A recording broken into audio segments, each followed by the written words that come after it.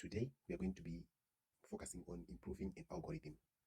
We'll use one simple example throughout the string banana with substring length of 3. By the end, you will clearly see why one method is better than another. First, let's list all substrings of length 3. You can see that on index 0, we have ban, and on index 1, we have Anna, and on index 2, we have none, and on index 3, we have Anna. Can you see repeated substring? Yes, Anna is the repeated substring. Let's start with the simplest idea. Compare every substring with every other substring. This can be called the brute force. Let's consider the following code. This loop chooses where the first substring starts. And this loop compares that substring with every substring after it. Then int mench is equal to 1. This is where we begin by assuming two substrings are the same. Now, this loop checks the characters one at a time. If these two characters are not equal, then the whole substring is not a match. That's why we have match is equal to 0. Then it breaks.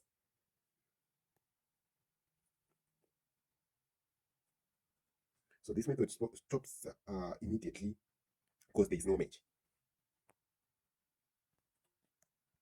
For this method, one mismatch is enough. If match is still true, then all the characters matched. That's this what this loop is doing. So it is making sure that if the match is still true, then all the characters matched. Now we print the positions where the repeated substrings are found. And Ban versus Anna is no. Anna versus Anna is yes. And Nan versus Anna is no. But look at how many comparisons we are doing. We have the first loop here, which has got N. The second loop has got N as well. And the third loop has got M. So you can see that this one is of order N squared M. This becomes very slow when N is big. Let's improve this. Can we make a small improvement? Yes. We stop as soon as characters differ. Instead of checking all characters, we stop early using this condition. Again, I picks the first substring, and J picks the second substring to compare with. We start checking from first letter. We keep moving forward while the letters keep matching. That's this part. Then the first letters match. We move to the next letter.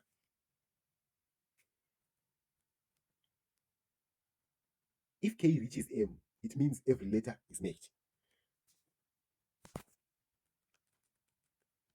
Then we print the position of the repeated substring. Using banana as an example, the code will compare ban versus none. So the trace will be B versus N. Since they are not equal, it will stop.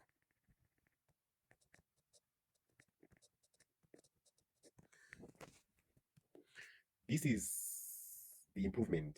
We don't waste time checking all three letters. The very first letters are different, so we stop immediately. If there is a full match, like when we have Anna versus Anna, A is equal to A and N is equal to N and A is equal to A.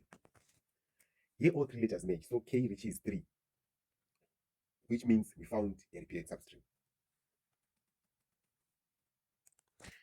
This algorithm is faster in practice, but the worst case is still the same. It's still of order N squared M. Now, let's change the way we think. instead of comparing everything, we sort first. So if you had to consider our substrings again, we have ban, ana, nan, and ana. What happens when you sort them? We now have ana, ana, ban, nan. Notice something? These duplicates are now next to each other. So you can see that there is a match here and a mismatch here. So we no longer compare everything. We only compare neighbors. To code this, we have to first store starting points. Now, instead of storing the substrings themselves, we store where each substring begins. That's this part here. Instead of storing the substring, we store where each substring begins. And this loop visits every place where a substring of length m can start.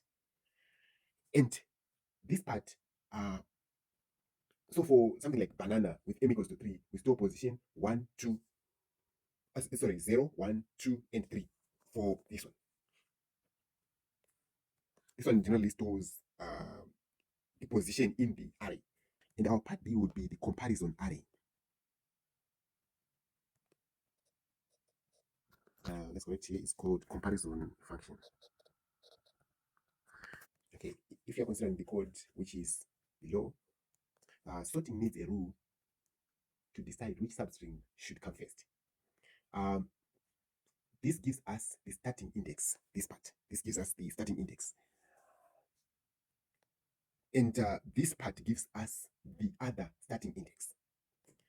And this compares the two substring alphabetically using M letters. Is to sort the position.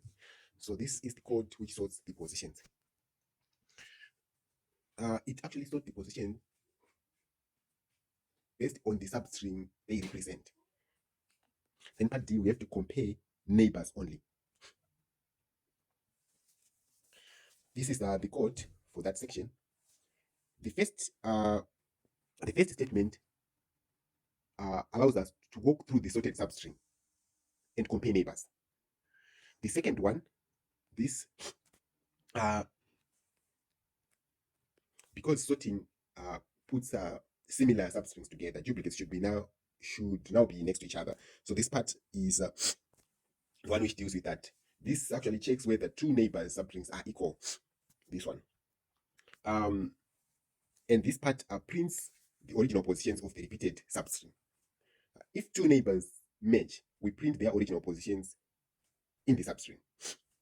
I'm going to retain the word banana on these four parts which I presented. So this was our positions before sorting. So our positions were 0, 1, 2, and 3 for our substrings. And after sorting, the original, the position, the sorted position P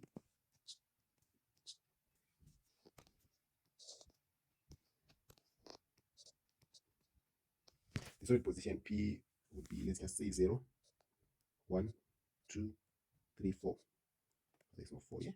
Then the original index was, let's just say 1, 1, 3, 0, 2. For this one is for Anna. This one is also for Anna. And this one is for Ban and Nan. So you'd find that after being sorted, our P becomes 1, 3, 0, 2. As you can see, the two Anna substrings are now next to each other. That means we no longer need to compare everything with everything. So this allows neighbor comparison to reduce the time parameter of the algorithm, because you can actually just see that Anna versus Anna, it's yes. And then Anna versus Ban, it's no. And Ban versus Nan, it's no. Now the duplicate is found immediately by comparing neighbors only. Okay, now let's compare our method 0 method 0, we had order n squared m. In our method 1, in practical, it runs quicker, but it's still order n squared m. How about method 2? Method 2 is now of order m dot n log n. This is a huge improvement. Imagine names in class. Imagine names in a class.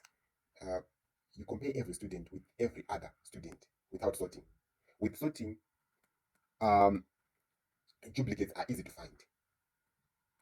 The biggest improvement in computer science don't come from writing more code. They come from thinking differently. Just to clarify on something, the method 2 is order mn log n, because for the first part, where we sort here, the part where we sort here, we are sorting n terms.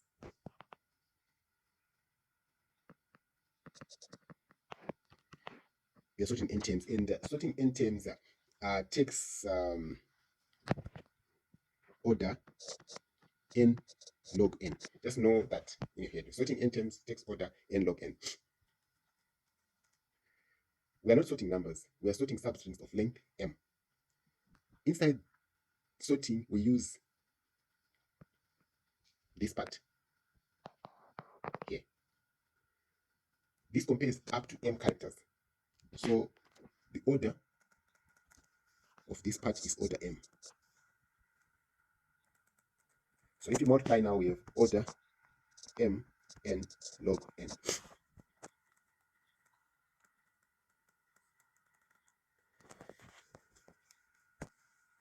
And this part where there is neighbor comparison here, it just takes m and how many terms are being tested there, n, so mn. So as a result, if we have order mn plus order mn log n, this is the highest order, so this will be the order of the algorithm. This is because n log n, this part, grows faster than n.